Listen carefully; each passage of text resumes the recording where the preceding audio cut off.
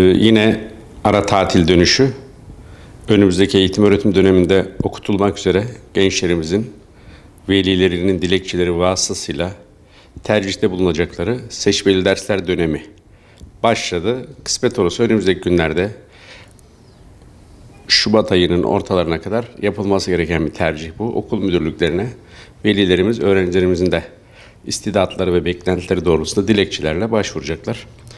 Başta dini eğitiminde bir miktar eksik kalmış kardeşlerimiz için önemli bir fırsat olan, öğrenciler için önemli bir fırsat olan, okullarımızda öğrenebilecekleri Kur'an-ı Kerim, Allah kelamını öğrenebilecek Kur'an-ı Kerim başta olmak üzere, Peygamber Efendimizin hayatından güzel örnekleri kendilerinin de bizzat birinci elden yetkin kişiler tarafından öğrenebilecekleri Peygamber Efendimizin hayatı, yine İslam dinimizin vecibelerinin ve özelliklerinin daha geniş çerçevede öğrenebilecekleri temel dini bilgiler dersimizin yanında yine önemli bir kültür aktarımı olan dil derslerimiz, başta Osmanlı Türkçesi olmak üzere ülkemizin muhtelif bölgelerinde kullanılan, yine devletimiz tarafından, yetkin öğretmenler tarafından öğretilebilecek olan seçmeli dil dersleri noktasında da kıymetli öğrencilerimiz için velileri vasıtasıyla önemli bir imkan sunmuş devletimiz. Bunun istifade edilmesi gereken bir fırsat olduğunu düşünüyoruz. Çünkü ilerleyen yaşlarda gençler belki keşke bunu zamanında ben bileydim ya da büyüklerim bana söyleseydi ya da hatırlataydı, ben bunu mektebinde öğrenmiş olurdum. Şimdi zorlanmazdım. İlave harcamalar, ilave bazı uygulamalar için kendimi zaman ayırmak zorunda hissetmezdim. Okul çağlarında bu işleri gerçekleştirmiş olurdum dememeleri için önemli bir fırsat. Özellikle velilerimize sesleniyoruz. Yarın bu dünyadan göçüp gideceğiz hepimiz. Göçüp gittiğimizde arkamızdan 3 İhlas, bir Fatiha, birkaç aşır, birkaç hatim yapabilecek olan evlatları yetiştirmenin önemli bir fırsat olduğunu öngörüyoruz.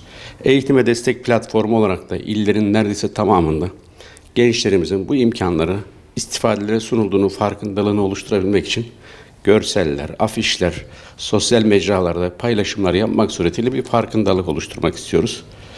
Çünkü zaman geçiyor. Her şeyin bir zamanı var elbette. Zamanında öğrenilmeyen iş daha sonra pişmanlıkları da beraberinde getirebilir.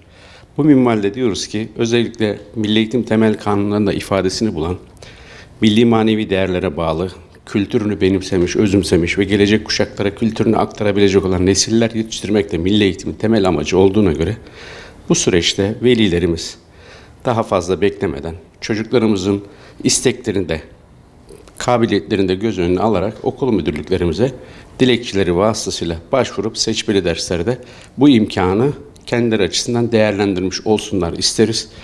Bu noktada duyarlılık gösteriyor eğitimcilerimiz, eğitim çalışan arkadaşlarımız hassas davranıyorlar ama yine de tabii ki veliler olarak biz de bir işin ucundan tutup çocuklarımızın bu noktadaki seçmeli derslerini ve okullarımıza iletip dilekçelerimizi vasıtasıyla gerçekleştirmiş olursak ziyadesiyle memnun olacağını düşünüyorum.